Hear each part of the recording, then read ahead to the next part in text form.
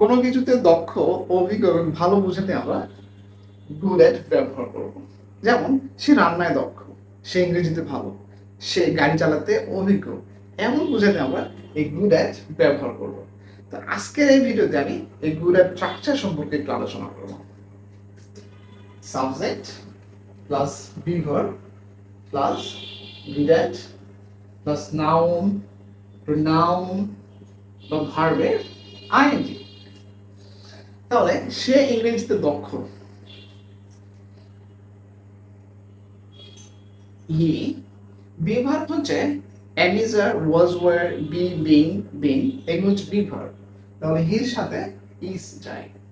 He is good at, স্ট্রাকচারে good at English হচ্ছে noun, proper noun, তাহলে English.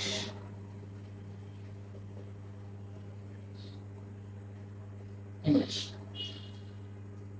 সে রান্নায় দক্ষ, তাহলে শি ইজ গুড অ্যাট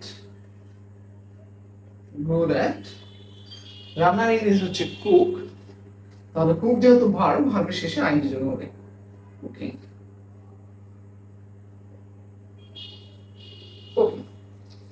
সে গাড়ি চালাতে অভিজ্ঞ, তাহলে হি ইজ গুড অ্যাট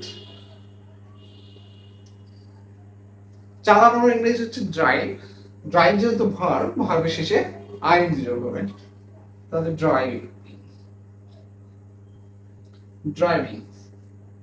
এভাবে আপনি চাইলে এই একটি মাত্র স্ট্রাকচার দিয়ে শত শত বাক্য তৈরি করতে পারবেন। তো আজকে এ পর্যন্তই। এরকম নতুন নতুন স্ট্রাকচার শিখতে আমাদের পেজের সাথে থাকুন। আসসালামু আলাইকুম।